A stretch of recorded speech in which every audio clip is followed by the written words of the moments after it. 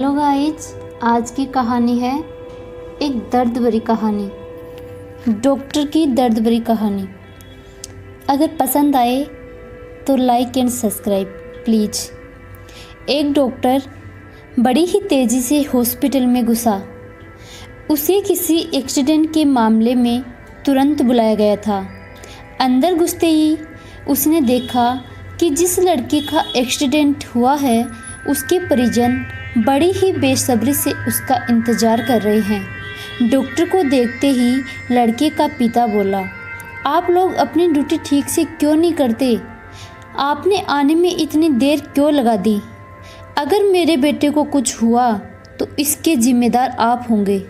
Doctor ने विनम्रता से कहा, आई एम सॉरी, मैं हॉस्पिटल में नहीं था और कॉल आने के बाद जितना तेज़ी से हो सका मैं यहाँ आया हूँ।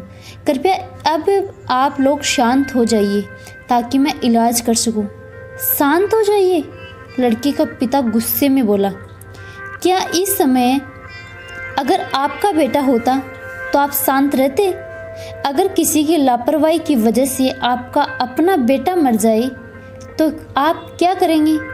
पिता बोले ही जा रहा था, भगवान चाहेगा तो सब ठीक हो जाएगा। आप लोग दुआ कीजिए, मैं इलाज के लिए जा रहा हूँ। और ऐसा कहते हुए डॉक्टर ऑपरेशन थिएटर में प्रवेश कर गया। बाहर लड़के का पिता अभी भी बुदबुदा रहा था। सलाह देना आसान होता है पर जिस पर बीतती है वही जानता है।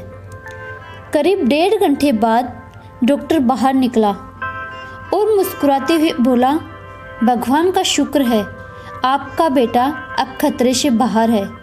यह सुनते ही लड़के के परिजन खुश हो गए और डॉक्टर से सवाल पर सवाल पूछने लगे। वो कब तक पूरी तरह से ठीक हो जाएगा? उसे डिस्चार्ज कब करेंगे?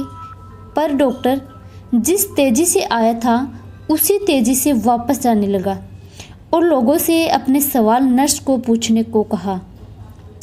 ये डॉक्टर इतना घमंडी क्यों है? ऐसी क्या जल्दी है कि वो 2 मिनट हमारे सवालों का जवाब भी नहीं दे सकता? लड़के के पिता ने नर्स से कहा। नर्स लगभग रुआसी होती हुई बोली, आज सुबह डॉक्टर साहब के लड़के की एक भयानक एक्सीडेंट में मौत हो गई और जब हमने उन्हें फ़ोन किया था तब वे उसका अंतिम संस्कार करने जा रहे थे और बेचारे अब आपके बच्चे की जान बचाने के बाद अपने लाडले का अंतिम संस्कार करने के लिए वापस लौट रहे हैं। यह सुन लड़के के परिजन माता पिता स्तब्ध रह गए और उन्हें अपनी गलती का एहसास हो गया। फ्रेंड्स, बहुत बार हम किसी की सिचुएशन के बारे में अच्छी तरह जाने बिना ही उस पर रिएक्ट कर देते हैं, पर हमें चाहिए कि हम खुद पर नियंत्रण रखें और पूरी स्थिति को समझे बिना कोई नकारात्मक प्रतिक्रिया न दें, वरना अनजाने में हम उसे ही ठेस पहुंचा सकते हैं जो हमारा ही भला सोच रहा है। कहानी कैसी लगी कमेंट करके ज़रूर बताइएगा। धन्यवाद।